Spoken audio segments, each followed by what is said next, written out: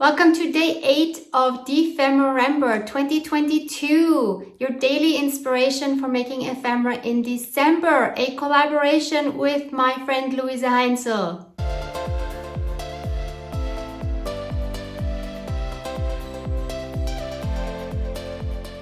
So we are at the start of week 2. Unbelievable. I decided to keep this beautiful setting in the background. So without further ado, let's look into bag number 8. We have this beautiful moth. Oh, I love this animal and I'm sure you're going to love it too. We have butterflies. And for our snack today, we have a Bulgarian children's snack. I'm not sure what it's called. It says something with mama. I can't read the rest. So let's just cut it open and see. From the pictures here, it looks like Smarties. And it says something about a tattoo. That should be interesting. So this is what the Smarties look like. Let's have a try. I'll try the orange ones first. They're okay. Let's try the green. I think they all taste the same. Yeah, the taste is the same no matter what the color is. The chocolate inside, not great. But we do have a tattoo. I know you won't really be able to see it. It's, I think, a little girl. Let me put it behind a scrap paper. There's our tattoo. I'm not sure if that makes the rating any higher. This is pretty much on par with the tree cake I had yesterday. The tree cake was more original. I'm going to give these a 3 out of 10. Sorry, Bulgaria. As always, a reminder, if you don't have the freebies or the free prompt list yet, you can find all the links below, as well as Louisa and my playlist for DEPHEMEREMBER. So today's prompt is beads and a postage stamp dangle. So yay, we get to make another dangle today. You can never have enough dangles. And this is great because this reminded me that I had actually made postage stamps to go on dangles years ago. I just found them in a jar and I put them in this bowl. How awesome are these? They are nice and thick. They have a hole through them to hang on something. They are super fun. Totally forgot about these. There's another really pretty one. Since I have these already, I'm not going to make these again because I haven't even used these in years, but I will show you exactly the technique I used. And for that, I'm going to use butterflies. Now these butterflies, I think, even though they're absolutely gorgeous, they are too big to put on a dangle in a journal. They would be fine maybe for the outside of the journal, but for the side, I think they're a bit big. So instead, I printed these here. These are from my shop. They're my vintage butterfly clip art. Usually, of course, they are bigger. They fill the whole page. And I have printed these, telling my printer to print 4 pages per sheet. I will show you here how to do that in case you don't know. So I have my full page of butterflies here in the original size. I go to File, Print. And I see here it would print on the full page if I don't do anything, but then I go here to the menu to the layout, and here where it says pages per sheet, I can switch. For example, in this case I switched to 4 pages per paper. So now you see it has shrunken down to 1/4, and then I just go on print. If I wanted them only half size, obviously I would do 2 pages per paper, and then I have them at 50%. And so we have the next goodie for today. So you can get 50% off this digital from today, December 8th, until December 31st, 2022. And you can add the code DEF2022FLY at the checkout in the coupon code box. So I cut a piece of cardboard a little bigger than my print here. I'm going to put that on the back. I can see through it so that I know to place it correctly. Then I'll cut this out. And then I'm going to paint the back side. I chose the phthalo turquoise. It doesn't really matter what color you use. This is of course easier to paint it now than to paint the individual butterflies after we have cut them out. And then I want to think about the colors that I want to use. So I'll use some of these postage stamps. I'm going to take the smallest ones, I think. We have this one with the tiger. I think I'll only use 2 because I don't want this dangle to be huge. And what about this bird? So those are fairly neutral. So now I can also decide which butterflies I want to use to go with that. Having these neutrals here, I can use anything. So let's pick 3. So I'll take this yellow one, this orange one, and this yellow one. So 2 yellow, 1 orange. So I'll just cut those out. So I fussy cut these, and you will note these are quite a bit thinner than the postage stamps. Simply because when you fussy cut something with your scissors, you cannot use a cardboard this thick because you won't be able to cut it with your scissors, obviously. These I cut with a paper trimmer, so that was no problem. So keep that in mind when you choose a cardboard to put on the back of your images. So next I'm going to add a dark color around the edge. On these here, I actually didn't do that because obviously I didn't need to. So I just inked them up, I think probably with Vintage Photo. But these here, I'm going to ink up with Black Soot. So next I want to add some shine. This is obviously optional. On these, I remember I did not have the clear embossing powder yet. So I'm guessing I added some sort of varnish. And you see that works as well. So if you don't have embossing powder, don't worry, you can add shine in other ways. But these I'm going to emboss. The orange one I'll emboss with my clear embossing powder, and for the 2 yellow ones I'm going to try the fossilized amber distress embossing glaze. So I'm using my embossing pen. If you don't have a pen, what you can also do if you have one of these pads, you could take, for example, tweezers and then rub this on your pad.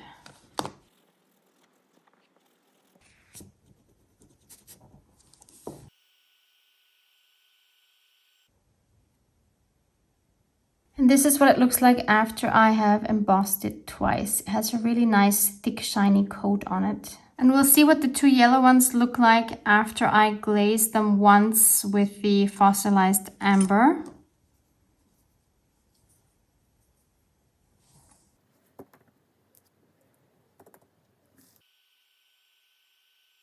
I think once is enough with this glaze. So I'd like to show you the difference between adding, for example, some sort of a varnish or a glossy Mod Podge. So that's that one. And then this one is the clear embossing powder. So the embossing powder is definitely more glossy. And this is with the fossilized amber embossing glaze. And in order to make these work on a dangle, we have to, of course, make some holes like I already have in these. I'm going to use my crocodile. I'm going to use the small hole. If you don't have a small hole punch, I suggest you use an awl. And I'll punch the hole in the top of one of the wings. Ooh, that was very close.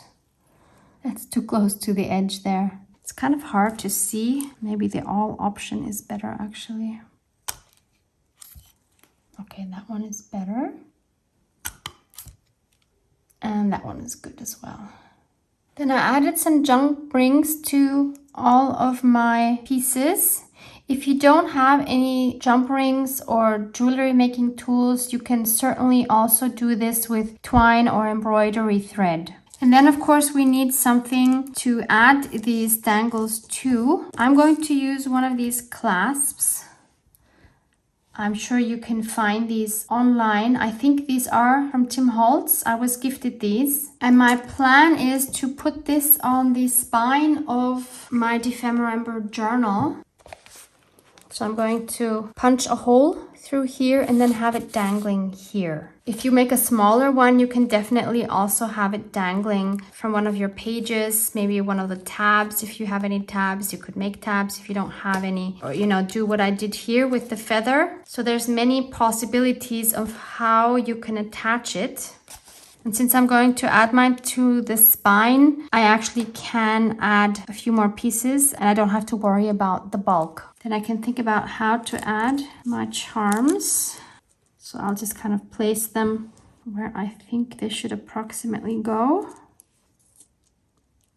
Then I went through my bead stash and I came across this black butterfly, which was a part of a bracelet that I loved for a long time, but then it kind of fell apart. So I kept this and I put one of these head pins through it, added another jump ring. And I think this would be a fun piece to add on the bottom here, since we have butterflies as a prompt today.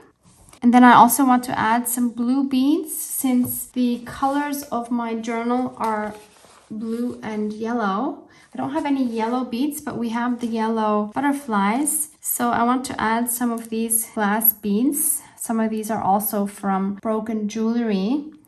And as you can see here, I already added a head pin through these so that they have a loop that I can attach them with. And I'll show you on the third one. I haven't done it yet.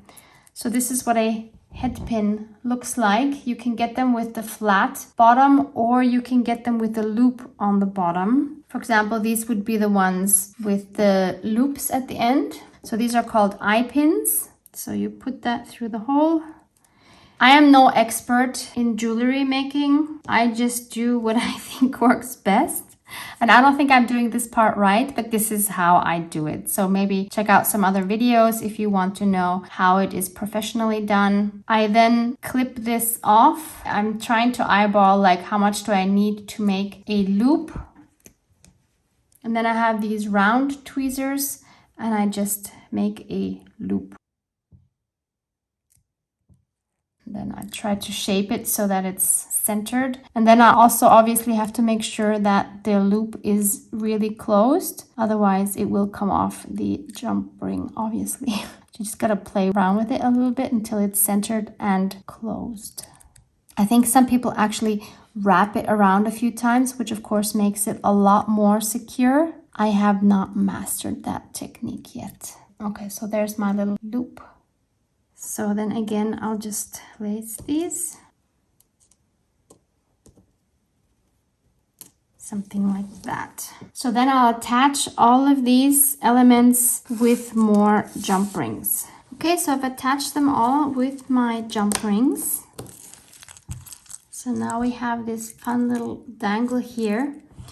But I thought it would also be cute if I could add the letters B and L for Barbara and Louise. The B and L are from my alphabet stamps. And there's also a set with like numbers and special symbols, which is where I got the @ from. I will try to link these below. These I know I can link below, but I will see if I can link these for you below as well. And I think I'll stamp it diagonally, or maybe on this one better.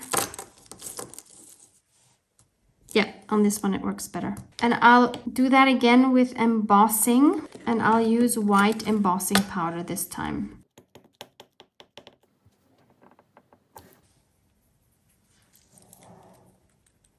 Oh no, what did I do? Let's see if I can fix that without destroying the bee. Yes, success. So that's what that looks like once it's embossed. And then maybe on the other one, I could put, I don't think 2022 will fit, but what I could put is this here and then just a 22. Maybe I'll do the 22 first.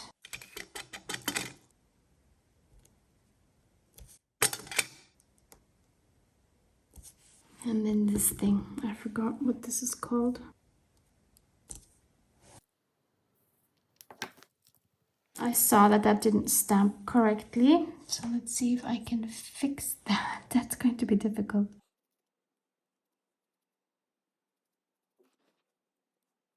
No, I'm not loving that.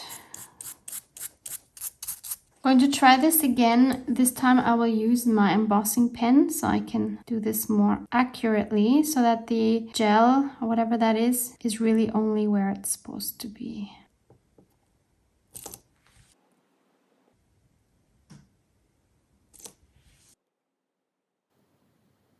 I think this is better. Yes, so much better. And this is what it looks like when it's embossed. Very happy with that. So that definitely has more meaning now and is super cute. I have a loop here on the bottom of the butterfly, so I can still hang something. So I'm going to stamp the word DEPHEMEREMBER on a piece of canvas. I'm going to again use my clickable alphabet stamps. And I'll have to stamp it in 2 parts because there's only 2 E's and I would need another E now. So I'll first stamp this part. And this time I will just stamp that with my black ink pad. Oh, I forgot I wanted to add a ruler so that I could line it up for the next part. This is really challenging. I need to do this in 3 parts because there's so many E's in this word.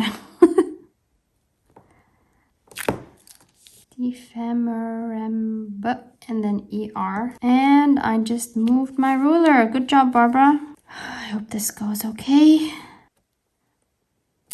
Yeah, it's okay. I'll trim this with my paper trimmer.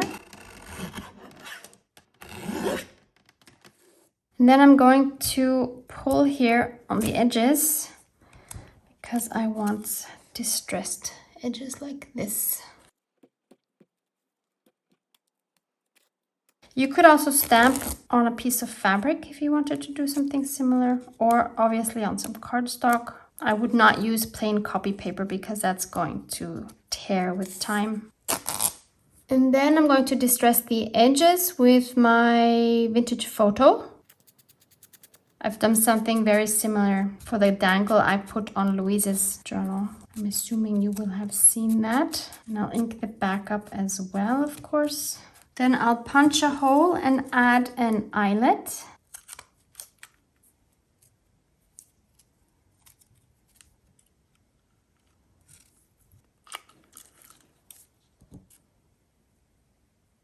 And that's what it looks like on our dangle. I think that's the longest dangle I've ever made. So now I need to attach it to the spine. So I'm going to punch a hole as high as possible here on the spine with my crocodile. Oh, that doesn't work. That is not going to work because I can't get in, or can I? Maybe I can separate the signatures right in the middle. Yeah, I think this will work. So I can get in there. Otherwise, I would have used an awl now, but I'm of course happy to do this with my crocodile. It's easier. So we'll see how strong the crocodile really is if you can get through all of the layers. Oh, easily. These crocodiles are so amazing. If you are a beginner, I highly recommend that you invest in a crocodile. It will be your best friend if you make journals or even just ephemera. I'm going to use a silver eyelet because my silver ones have the longest shaft here to go through all the layers.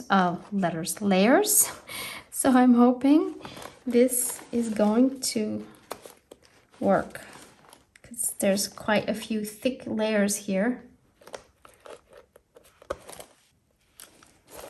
Okay, so let's put our dangle through. These clasps are pretty hard to open. Oh my goodness. I can't do it. Come on, please. Is there a special magic trick you need to open these? I always have such a hard time.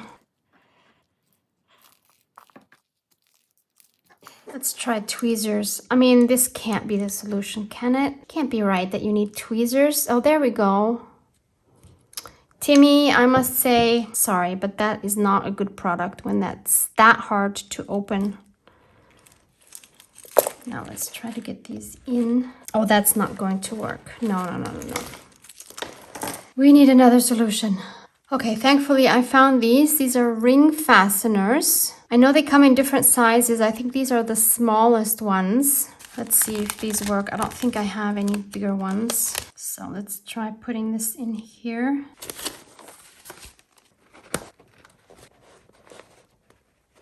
Okay, so that sits here now in between the signatures. And on the outside we have now this ring on which we can fasten our clasp. So now I see that the DEPHEMEREMBER is actually just a bit too long. So what I'm going to do is going to exchange these two clasps. So I have this one here which is smaller and shorter.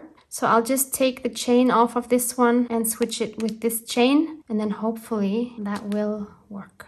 By the way, I think I ruined this clasp by using the pliers, because now it won't hold once it's inside. It just comes out very easily because it doesn't have the tension here anymore. But I don't understand how else you're supposed to get it open. What's the point? If anyone has any insight into this, please let me know. So let's see if we can get this one open. Oh my goodness, what? This is really annoying me now. I don't want to use the pliers because I don't want to ruin this. But it's like impossible. Oh, okay. But look at my fingers. I mean, this cannot be the way to do it.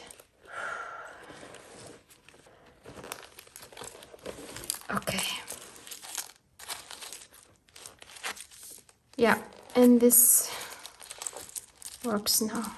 Size-wise. Well, actually it's still a little bit too long. I'm just going to cut it. And let's fray it again. And ink it up. Now it's better. Okay, I am happy with this fun dangle. And the important thing for me is that I can just flip it up when I'm working in it so that it's not in my way when I open the journal. So that's my contribution for beads and a postage stamp dangle. I hope you'll have fun making your own dangle for your journal, whether it be on the spine or inside your journal. Number 8, done. Looking forward to seeing you back here tomorrow. Love you guys. Mwah, mwah.